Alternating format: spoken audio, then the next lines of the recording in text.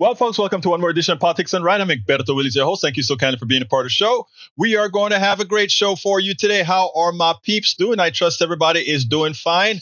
Welcome aboard, welcome aboard, welcome aboard. Sorry, I am a bit late, little bit flustered today, but hey, what can I say? Life goes on and one must continue moving forward. Anyway, welcome aboard Yvette Avery Herod from Atlanta, Georgia. Welcome aboard Patrick Mackner from Houston, Texas. Welcome aboard E2247. We are going to talk a little bit about the Palestine issue, as well as Michael Radnin, who has a whole lot for me to read right up front. Welcome aboard, Michael Radnin. Okay, let's go ahead and get started with some of what Michael has to say here. NBC News. Bulletproof vests, snipers, and drones. Elections officials beef up security at the polls. State and local officials around the country are taking major steps to keep poll workers and voters safe amid a hostile political environment. The once routine business of running elections in America has become much more fraught with risk. The wake of 2020 campaign, that is because of Donald Trump, of course, with poll workers facing harassment and violent threats. Maricopa County, Arizona has been a hotbed of conspiracy theories, protests, and threats for years, fueled by baseless voter fraud claims from former President Donald Trump and his allies. The county, the largest and one of the most critical battleground states on the map, will have some of the most intense security in the nation. Its tabulation center will have snipers on the roof, metal detectors, and security at every entrance.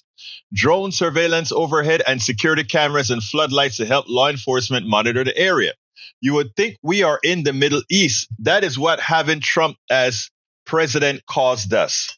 That is what Trump, bringing somebody that is a thug. He allows things to occur just like thugs would. It is crazy. The article goes on with multiple other districts that have gone into full security mode to protect their elections from MAGA freaks who might want to shoot up the place. This is the new America. Hashtag, this is America. All right, Michael also says, The Independent, UK, Trump launches out at John Kelly over Hitler claims, calling him a degenerate, dumb lowlife and jello. I am going to post the quoted lies here.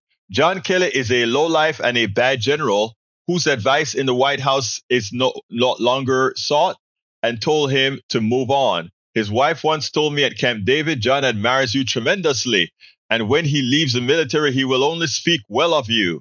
I said, thank you. General John Kelly retired from the military in 2016. Just a reminder, Trump's term in office started in 2017. Do you see the lies? The claim his wife said when he leaves the military, retired General John Kelly had already left the military and was serving as chief of staff. There's no way a military wife would say that. Trump is so incompetent that he can't even tell the difference between serving a general and his most important secretary. I'd call it BS on everything Trump says. Man lies like he breathes. Every breath is a lie. To go after his political enemy's wife is a new low, but for Trump, there ain't no bottom. We know that not even the first time Trump has gone after a Gold Star family. It's a shame, people. It's a shame. All right, one more from Radnin, The Guardian. The Guardian says, fascist command predator cheat. What 11 former Trump staffers say about him now? From John Kelly to Mike Pence, top figures from the Trump administrations have warned of his fitness to be president. Chief of Staff retired General John Kelly said his former boss fitted into the definition of a fascist who certainly prefers the dictator approach to government. General Mark Milley has called Trump a fascist to the core and was great at irreparable harm. Secretary of Defense Mark Esper said, Trump has those inclinations toward fascism. I think it's something we should be wary about. Secretary of Defense James Mattis said Trump makes a mockery of our Constitution. Vice President Mike Pence, who Trump tried to kill through his people, said anyone who puts themselves over the Constitution should never be president of the United States, and anyone who asks someone else to put them over the Constitution should never be president again. National Security Advisor John Bolton has said Trump is unfit to be president and hasn't got the brains for a dictatorship. Secretary of State Rex Tillerson has called Trump pretty undisciplined, doesn't like to read, doesn't read briefing reports, and added his understanding of global events and his understanding of history was real limited. White House House aide Omarosa Manigault Newman said, "I fell for a con man who turned out to be the biggest fraud." Michael Cohen, former lawyer and fixer, said, "Trump is a cheat, a liar, a fraud, a bully, a racist, a predator, and a con man." White House aide Cassidy Hutchinson said, "As an American, I was disgusted of Trump's role in the mob's attempt to overturn the election. It was unpatriotic. It was un-American. We are watching the Capitol building get defaced over a lie." White House Communications Director Alisa Farah Griffin called his messaging to women creepy and infantilizing and predicted Trump is going to try to steal the election again. But I don't think he can. Not I don't think. He won't be successful because his folks are not in power. So folks don't need to worry about that. All right. These are Gaza stats and do not include the occupied territory. And it goes like this. Shame on the U.S. for layabouts, lotus eaters who are indifferent whether PDR posse or not. Up in here, the best fed, best water, best house, richest empire of earth in history. I see the attack, E2247. That's not the way, though, my brother. It really isn't the way. It's not as easy as saying we stop sending bombs. I could give you all the ricochets that would happen if we just go ahead and go cold turkey on Israel. I can show you what would actually occur. It's not an easy game at all. And yeah, it's of our own making. It's of all our own making because we are the ones who choose to elect these folks. So we have a job to do. And the job to do isn't spiting. But anyway, we'll talk about that later, my brother. Day 385 of war equal 42,847 Gazan kill, 1,022 persons more than day 365, 100,544 wounded. That's 3,634 persons more than day 365, equal 143,000 casualties. Notice we read this because this is the death of real people. And we want folks to know that this murder goes on. But also we have to, within our political strata, we have to make sure and do it right, E2247. You know I'm on your side. We are on Palestine and good Israeli side. Carl Cox says Carl Cox is okay. No gravy on anything. Why don't you want gravy, Carl Cox? I love gravy. I love gravy. All right, let's see who else we got. Peggy Lopez is in the house. New song for Vice President Harris. Well, we'll hear it. Also, Eric Hayes says CNN panel roasts Kamala Harris for failing to set out her vision after PA Town Hall, Word Salad City. You must have been watching a different panel, and you must have been watching a different group of folks who matter for the information that she said. We can compare Kamala's policies directly to Trump's policies. Oh, what Trump policies? See, there you go. And that's the answer. All right, Peggy Lopez is in the house. Oye, ¿cómo estás, mi corazón? Peggy is in the house. Let's see what else we got here.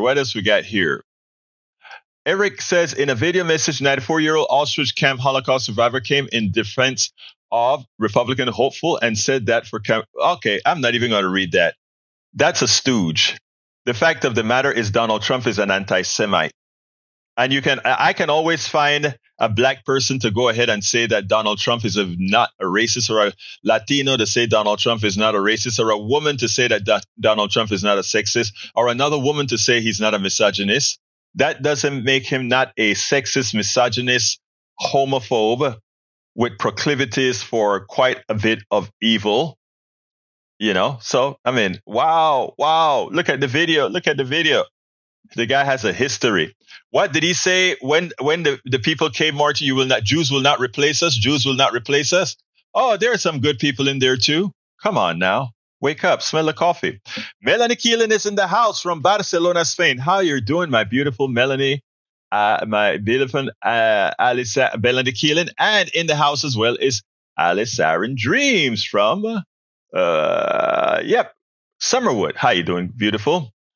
And we also have continuing. Michael says Eric finally catching on that Trump praised Hitler and admired German generals for the supposed loyalty, even though those generals tried to kill Hitler 3 times. I swear with these maggots, we are one election away from our nation turning into a mirror of Nazi Germany. No, I tell you, we're winning this election and it's not going to be close. Come on, guys, get with the program. This election will not be close. But before we get into the election, here in Harris County, I need to set the record straight on this bail bonds issue. So what I did, Billy Allison Irwin from Summerwood. How you doing, Billy? What I did is I went to a judge who is on challenge. In other words, she doesn't have any opponent. She's unopposed in her election. So she had a little bit more leeway to talk. She can't talk about specific cases, but she had a leeway to talk. That's the first video that we're going to play. And then I've moved that. We'll move on from there. So let's go ahead and get busy. May the chat continue. Welcome to another edition of Politics and Right. I'm Egberto, Willies, your host. Judge Natalia Cornelio is a proud bilingual Mexican-American district court judge with over 17 years of experience. She's a former federal public defender and former civil rights attorney who represented families Trump separated and more. As judge of the 351st District Court, she has demonstrated a commitment to ensuring that all individuals receive equal protection under the law, due process, and the opportunity to be heard. We need a whole lot more judges like that. Thank you so kindly, Judge Natalia Cornelio. Thank you for being on Politics Done Right. Thank you for having me. Well, look, first of all, before we get started, a lot of people don't understand our judicial system at all. So tell me where you stand in our judicial system. Tell us a little bit about civil versus criminal, federal versus state. Okay. So the state has a court system. Federal has its own court system. It just depends on the type of situation. And then I'm in the criminal courts. The counties that have more than, I think, 1.5 million people have designated criminal and then civil courts, family courts that are all different because the population is big and there's a lot of cases that come through for just those subject areas. Smaller counties, including even Fort Bend County, they have judges will handle all different types of cases, civil, family, and criminal. But we have it divided in Harris County. And so I'm one of now 29 felony court judges that serve all of Harris County in the state of Texas. They recently added 6 additional courts because the population was growing and the court system sort of stayed in place, and we're sort of catching up with the population growth and the growth in the system and justice system that comes with that. Now, so you handle the criminal side of all state issues, correct? Correct. And there's separate. So the county actually there's county criminal courts. They handle misdemeanors. So state district courts handle felonies. So it can be anything from a state jail felony all the way up to capital case, which would be capital murder. And the punishment ranges go from 6 months to life in prison, or even the death penalty in Texas. Right. Now, one of the issues that's occurring right now is that the way the bond has become a humongous issue that is pretty much misrepresented by one of the political parties. What I'd like for you to do to the people, to our audience, is to explain exactly what a bond is, who is responsible for creating the laws by which these bonds are governed, and that sort of a thing. Sure. So government 101, right? The test that some folks took, or, when they were younger, STAR test or whatever, is that there's 3 branches of government. There's the legislative branch, the executive branch, and the judicial branch. The legislative branch makes the law. The executive branch sort of funds the government operations, and the judicial branch enforces the law. So as a judge, I took an oath to uphold the laws and the constitutions of the United States and of this state. And that is my role as a judge. In a criminal court, the process is that when somebody gets arrested, they are brought before a judge. In Harris County, we have 24-hour judges called magistrates or hearing officers. And the role of that judge is to make sure that there's sufficient cause for the charge to even be brought before a court and continue, as well as to advise a person who's been arrested and charged of their rights, potentially appoint counsel if they are eligible for court-appointed counsel because they cannot afford a lawyer, and to set a bond. Every single person is entitled to a bond under the laws of Texas and the Constitution. And so it is a judge's responsibility to set a bond in every single case. So that's just kind of background. Now, as a felony judge, right, or even misdemeanor judge or any type of criminal judge, there's so much more that we do. The bond and the advising of the rights, appointing counsel is the very beginning of the process. Once a case gets formally charged, this is Benito. He's very needy. Hi, Benito. Once a case is formally goes from having been filed as a complaint, meaning an officer swears to the charge and a judge finds probable cause, it gets indicted by a grand jury. Some cases get indicted. Many cases that get filed get indicted. Some don't, though. And once it's indicted, as a district court judge, I have the ability to and responsibility to take the case to resolution.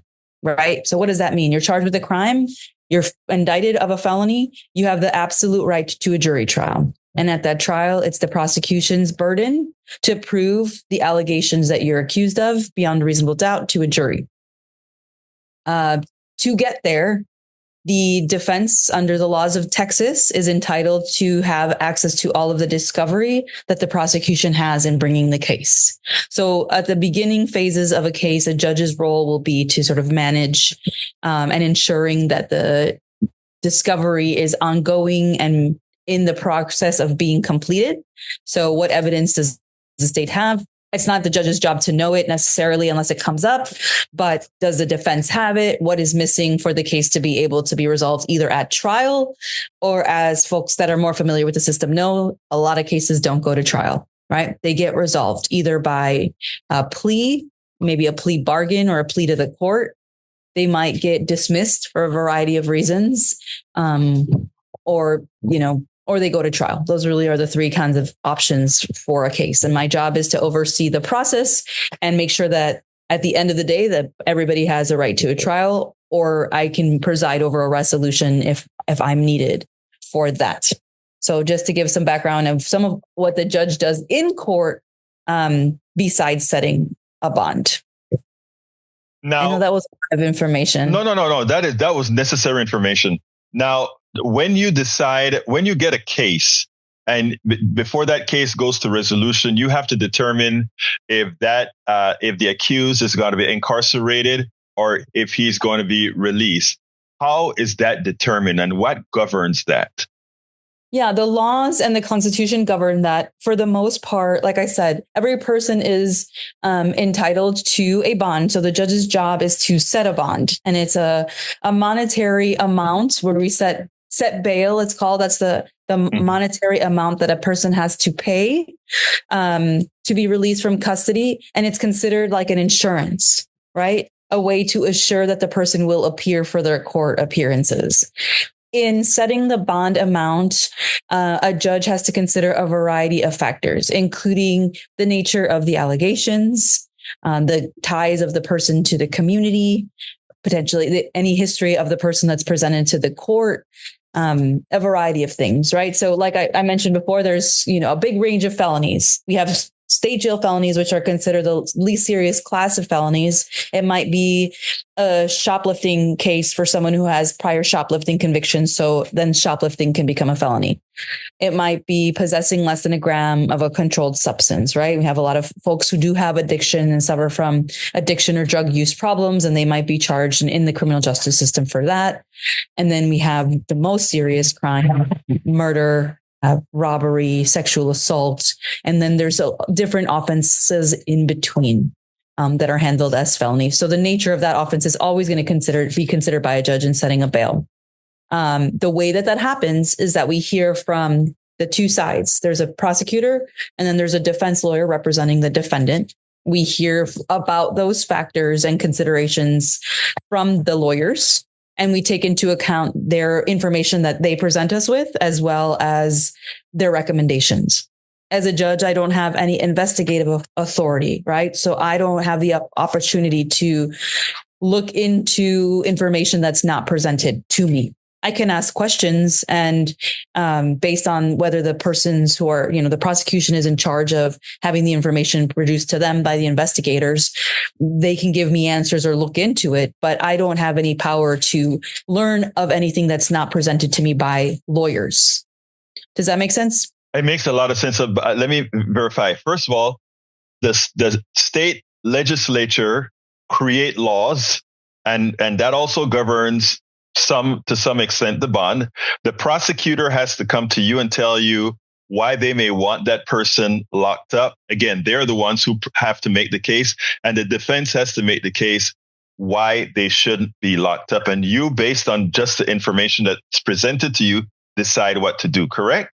Well, no, that's a great question. That's not actually how it works. So the question before a judge is not whether to give bond or bail. It's what amount of bail should be set. And it's $1. It's going to be $1 amount, right? Okay. So let me make sure I get this right then, because you are, by law, everybody is entitled to a bond, and there's a special case to prevent someone from getting a bond, correct? Correct. The default is every single person gets a bond, a bail set. And the issue before the judge is what amount of money. And so that's the decision that we're going to make. There is, and as you were saying and alluding to, there is a small classes of cases in which a person could be denied bond, bail. We can use those words interchangeably. It's going to be, the difference is really the security, the surety itself, or, the process. Right. Some people can be prevented from being released. In order for that to happen, the government, the state, the prosecutors, they have to file a motion and request a hearing that the person is legally eligible for relief, for denial of bail, and then actually present evidence to support that motion. So it's really rare that we have a hearing with regards to a motion to deny bail. Even if somebody violates their bond, they're entitled to, and a judge decides after a hearing to revoke their bond. The person is entitled to having a new bond set unless a separate motion to deny bail is filed and litigated. So from everything that you're telling me right now, the amount of bond or the denial of bond is incumbent on the prosecutor to make the case and not the judge to simply decide. Correct. I have no legal authority to just deny somebody bail because I don't like the charges. Okay. Well, the reason I want to make that clear to the audience is there are a whole lot of ads on TV right now that is given the impression to the American population, to the Houston population, the Texas population, that all these judges that are out there who have released some people on X amount of bail, of bond, are somehow derelict in their duty, as opposed to it not being a system. I mean, and tell me if I'm correct here, but every day as a judge, you and all your other fellow judges probably set bonds for hundreds of people every day.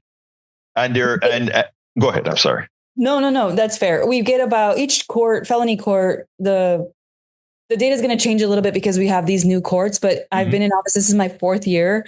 In my first 3 years of office, I got 2,500 cases filed, new cases per year. So that means there's a potential that you have to give 2,500 bonds and determine the cost of each of those bonds from simply a statistical viewpoint. For anybody who understands math, there are certain people who are going to go out there and do something. So unless you have a state law that says everybody must be locked up until adjudication, somebody is going to commit some sort of a crime likely. Am I correct in that or not? Unfortunately, that's probably correct. Yes. Judge, here's the thing that I'm trying to get to our audience, because I think it's important to believe that changing judges or somehow changing otherwise very good judges is otherwise going to change the results, the statistical result that as a judge, you must give bail. And no matter what, some percentage of people are going to commit crimes while out on bail. It makes absolutely no sense, and it's completely disingenuous, wouldn't you say? And I know you have to be careful in the way you speak as a sitting judge. I appreciate that. No, I think that it's accurate to say every judge has the obligations that I just described. It doesn't matter what party we are, Democrat, Republican. It doesn't matter. And the vast majority of people are successful. My dogs are playing. I'm sorry. The vast majority of people who are given a bond and released on bail, they have no issues. They appear in court. They do not get accused of a new law violation. And that's why the system is the way that it is. Additionally, everybody who's accused of a crime is presumed innocent under the law. And so that has to be taken into account as well. And it's why the law of bail and bond is the way that it is. It's presumption of innocence. And so if you're presumed innocent, the default is that you be free until you or unless you are convicted of a crime. The vast majority of people are successful, and it doesn't matter who the judge is. If we are following the law, we must set bail unless a motion and hearing is presented that is sufficient to overcome that right to bail. And unfortunately, a judge that is handling a case where one of the people they've released on bail does something wrong, that judge can't come on TV and say, well, the reason, I had to follow the law. They just have to sit down and listen to whatever the politicos or the others say on TV. So what I'm trying to do is make it clear to the audience. These judges have to follow the law. That's what they're doing. They're there to interpret the law, to execute the law. That's what they do. Now, it's interesting because as you're talking about, you have to determine how much bond. It just occurred to me that, my God, if you are a very wealthy, rich person that have a proclivity to murder, and you are a poor person that accidentally murdered somebody, it seemed like no matter what the price is for that rich person, they get a chance for you to let them out, even if you set the bond to $10 million. It's a question, a policy question that has been looming. It was a part of the bail reform, the bond reform that happened in misdemeanor courts, where a federal court had found that pay to get out system in misdemeanor cases was a violation of the Equal Protection Clause, the way that it was happening. And so certainly there's, for example, I've practiced a lot in federal court before becoming a judge. In federal court, there's not generally an amount of money that you pay to get out. The laws provide either for release or detention. And it's just a different structure. It's a different law. There have been motions in Texas to try to change the law to that. But the law is and has been for a really long time the law of bail, where, an amount of bail is set to determine what security can be provided to ensure that you will appear in court. And it's been that way for hundreds of years in Texas. So, folks, those ads that you're seeing on TV right now are completely disingenuous. They're just there's an attempt to simply oust all the Democratic judges, and because we're in the Harris County area, mostly female judges of color that they're trying to oust. That is what it's all about. And they're using people of color who have had bad experiences with people on bail to try to make the case and hoodwink people of color. And the only reason I'm bringing this up, and this is aside from Judge Cornelio here, but I think it's apropos. The reason I'm bringing this up is that we have to stop being gullible to the political process and instead listen to an educated process as illustrated by Judge Natalia Cornelio here. Judge, so what would you suggest given the limitations that many judges have in what they can say when they have an active case going that is problematic, how can we handle that on the outside? It's tricky because it really is, when we were talking about the scale of the system, right? There is, 50,000 pending felonies at any given time. There's now 29 courts. And so it's easy enough for me to say we're open courts. Some courts live stream, some courts are available to access via Zoom and can be viewed. And so the public can become involved in understanding a little bit better the process, what kind of information is given to a judge in real time when they're setting bail. We do have those 24-hour hearing courts that set a lot of bails too. They're judges as well. And so, it's not all done directly by the sitting elected judges.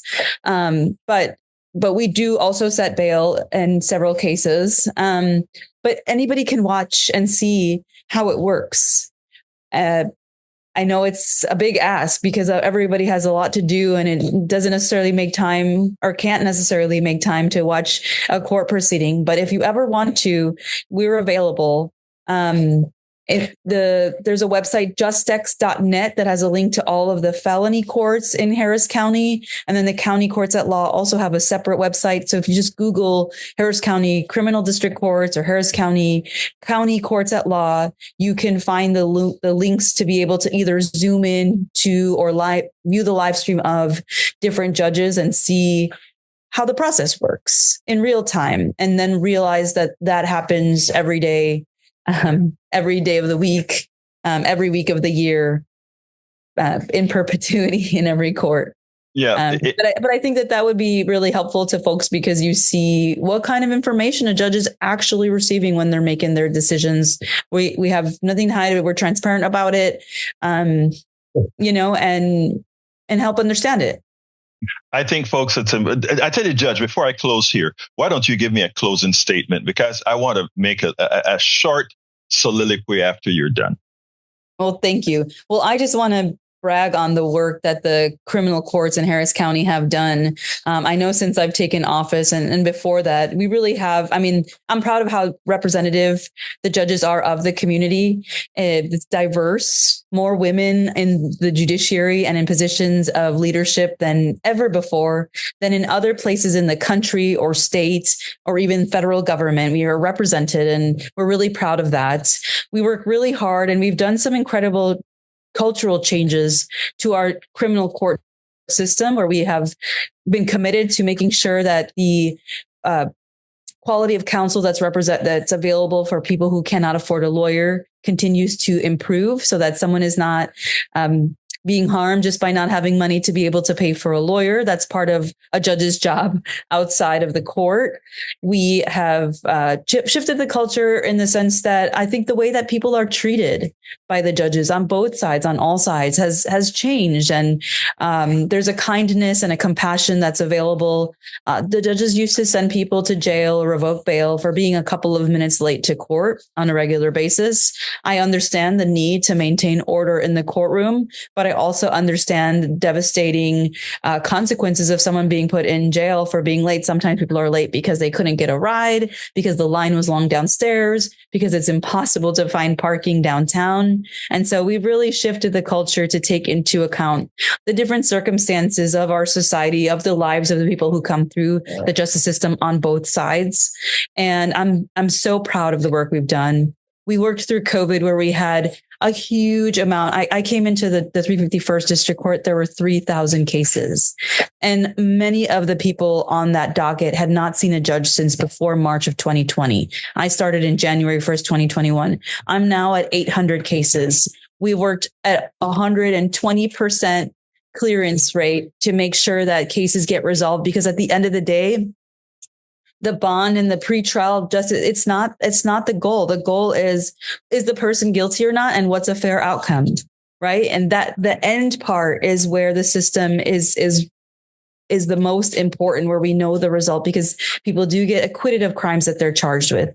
People have charges against them dismissed because there's not evidence of their guilt, or there was never even any probable cause to charge them. And then people do get convicted and sent to prison. And that's the right outcome in some cases after the day in court has happened. And so the judges have been really committed to making sure the cases get resolved, rather than be in this waiting period before we know whether the person even did what they're accused of or not.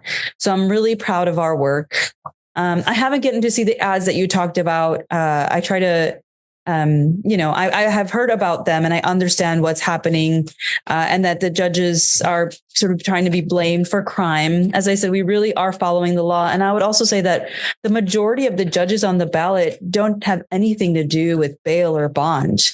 They're appellate judges who never set bail or bond and rarely review those decisions, or civil judges who preside over personal injury cases, contract disputes, and issues that have nothing to do with the criminal justice system.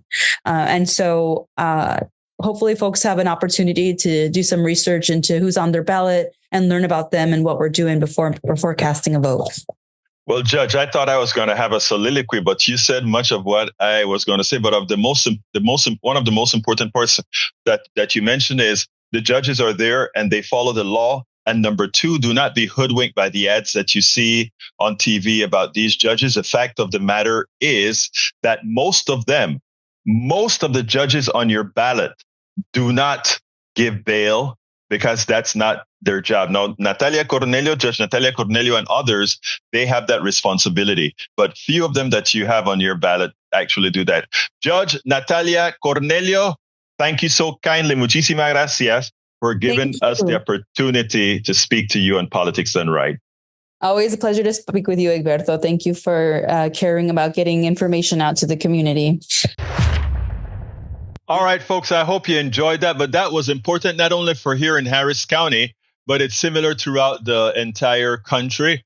There are two newspapers that are not going to endorse. The first one, of course, is the LA Times. They came out, they made an endorsement for Kamala Harris. When the owner of the paper saw the endorsement after looking at all the features of Kamala Harris, they told the editorial board, you will not be endorsing. So the editor quit the paper. Senior editor, she quit, says, I'm not going to allow this to occur. We always do this. Now the Washington Post comes out, and they're not going to make an endorsement. You would think if they wanted to make an endorsement for Trump, that would be no problem, because Trump would be happy. But they won't. And you know why they won't? Because they know that if by chance, that small chance that Trump's get elected, he's coming after his list of people who went up against him. That's what fascism looks like, folks. And Tom, I am glad you printed that out, Tom. See, let me find what you printed out, which was very important. Let's see. Tom got it right.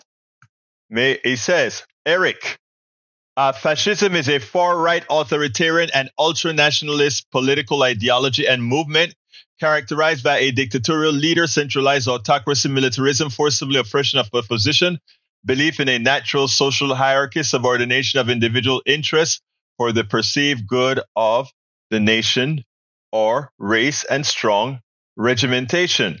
And that's exactly what it is. That's exactly who Donald Trump is. No questions asked. That is who he is. Okay, I have another video here. This one is from Jake Tapper. I don't think I showed you guys this one yet. I think you're going to like it. Somebody did a great job. Brother Tapper. I am not always in favor of what he does or how he reports, but here I was 100% happy in the way he handled the latest conspiracy theory on the debate that occurred when Kamala Harris slaughtered Donald Trump. I want you to listen to this, and then we'll take it on the other side. See a whistleblower, so it happened, it's disgraceful, it should be a national scandal, but it's one of those things where I'd like to see a little bit more information come in before I actually develop an opinion. What is the ABC whistleblower that Senator J.D. Vance is weighing in on there? Allow me to tell you. 2 days after the ABC News presidential debate, an anonymous X or Twitter account called Black Insurrectionist leveled an outrageous and unsubstantiated claim that seemed insane on its face, that an ABC News whistleblower that somehow this anonymous account knew about was claiming that ABC News gave the Harris campaign sample debate questions in advance and had assured Harris that only Donald Trump, not Harris, would be fact-checked. Crazy. Despite the total lack of any verifiable evidence from this random anonymous Twitter account making this claim, the post racked up millions of views on X. And then it got even worse. Elon Musk spread the claim to his 200 million followers. Donald Trump shared it on his social media. And then in a speech a few days later, he said this. So I hear she got the questions. It's not a real person. Senator Ted Cruz, who should know better, given the vile internet rumors Trump pushed about him in 2016, Senator Ted Cruz tweeted about this nonsense. Congresswoman Marjorie Taylor Greene took it a step further, writing, quote, "The ABC whistleblower who claimed Kamala Harris was given debate questions ahead of the debate has died in a car crash, according to news reports," unquote. Nearly 5 million views. She later acknowledged that the story about the mysterious death of the whistleblower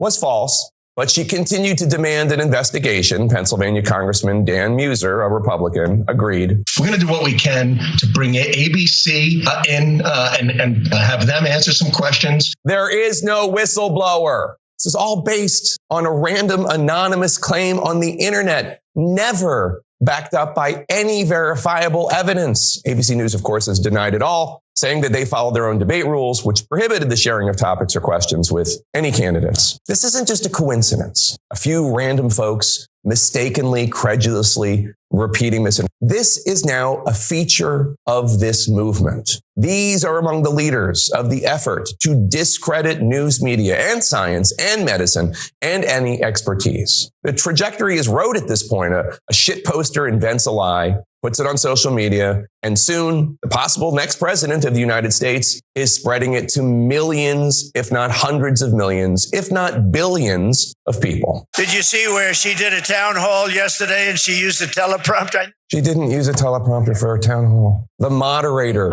of the Univision town hall had a teleprompter, not Kamala Harris. Of the United States. Congresswoman Marjorie Taylor Greene just went on Alex Jones, who has spread those horrific lies about school shootings not being real. She went on that show to spread wild stories about voting in this current election just a few days ago. So when this voter printed their ballot and they looked, it had changed. Extremely concerning. It sounds similar to what we heard in 2020. Something's extremely concerning, but it's not the story there. Trump booster Elon Musk has been peddling something similar about voting. The Dominion voting machines. It is weird that I think they're used in Philadelphia and in Maricopa County, but not in a lot of other places. They're not used in Philadelphia. And in point of fact, a hand count in Maricopa County, Arizona, after the 2020 election found 0 variances between the hand count and the Dominion tabulation. 0. There are questions that Musk is referring to because election liars keep pushing them. And we know where lies about elections can lead to destruction and death in one of the darkest days in American democracy. Jonathan Swift once said, "Falsehood flies and the truth comes limping after it." He said that in the year 1710. He did not know how much worse it would get. With social media and AI and wildly irresponsible leaders with huge platforms. God, what would Jonathan Swift think today? But you see, you have to have a gullible group willing to accept the conspiracies. Notice in America today, you see a lot of folks that don't accept the conspiracy, both folks that are progressive and folks that are conservatives that don't buy into the crap. They are of good minds. Look at Liz Cheney. And to think that I'm using Liz Cheney, somebody that we consider ultra conservative who share none of our values. But the one thing she shares is she lives on Earth 1. She lives in reality. She doesn't live in fantasy. We disagree completely on policy, but she lives in reality. But there are these groups of people that they want to believe. And, I gave a little, a piece on KPFT where I used Brother our Patrick Magner's piece that he did about what the people feel in his employment. I used that to tell a story this morning on KPFT. I'll probably play it tomorrow. He called into our show here a couple of days ago, and I used his framing to build a story about why the gullibility of some people, the reason they do that. Why is it that they allow their minds to be infiltrated by these folks? Like we have a few here in our chat that allows it. But look, calling Liz a Democrat. Think about this. How ill-informed or willfully ignorant. And sorry, I know Tom C. doesn't like me to say this, but in this case, it is willful ignorance. You have a Liz Cheney that has always voted with conservatives, 90-something%, if not near 100%. All her votes are conservative. All her values are conservative. Don't agree with us. But the one thing we agree with is truth. The one thing we agree with is democracy. The one thing we agree with is that you want to ensure that you don't lie to the American people. Okay? And for that, we have somebody like Eric just saying Liz is a Democrat. Come on. You have to think more nuanced than that. You have to think more intelligently than that. Anybody with her record shouldn't even be placed in the same thing. She came along and she said, I care more about democracy than I care about party. And because Donald Trump is a fascist, as Mike Milley has pointed out, that is what I must do. We spend a lot of time. Absolutely. So that is what I must do. All right. We have a new limerick from the one and only, our poet laureate, El Señor Tom Zarnik. And it goes like this. At campaign rallies, Trump's speeches are impulsive and whiny. He talks about the strangest things, repulsive and slimy. But from serious questions, he tries to hide and cower, instead praising Arnold Palmer's bigly driver in the shower. Was this just locker room talk designed to cause a media shock? Or is it because Trump's personal putter is so repulsive and tiny? Oh, wow. That was a good one, Tom. That was a good one. You notice nobody in here talks about Donald Trump going off on tangents about males' endowments. You notice that? The guy is a nutcase. And these guys want to make him other than a nutcase. Tom says, whether willful or not, ignorance is based on mis and disinformation. I agree 100%. I agree 100%. Anyway, folks, I'm going to be taking off early today. I got to go get some of my injections. What do you call those? My, what do you call them? Inoculations. Well, what do we call vaccines? That's what it is. Got to go get my COVID vaccine and my flu vaccine. So I've got to take off a bit early today. So before taking off, want to ask all of you who have the wherewithal to please consider becoming a paid subscriber of our newsletter. And how do you do that? To become a paid subscriber of our newsletter, there's only one thing you need to do, and that is go to politicsdoneright.com/newsletter. politicsdoneright.com/newsletter. I just put it in the chat.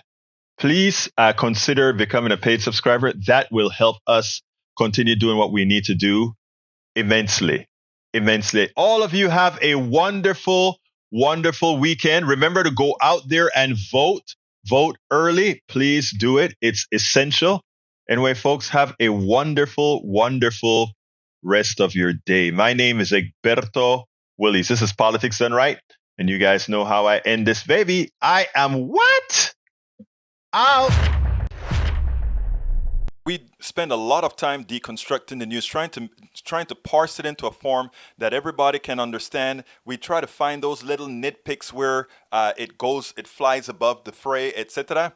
If you really like these videos that we do, I want to ask a big favor. Please go ahead. Number 1, subscribe to our channel, and number 2, please join if you can. Thank you so kindly for watching. Keep watching. Please remember to share. We must populate the entire internet with our progressive message, a message that we know is what most Americans say that they want. So help us, please join.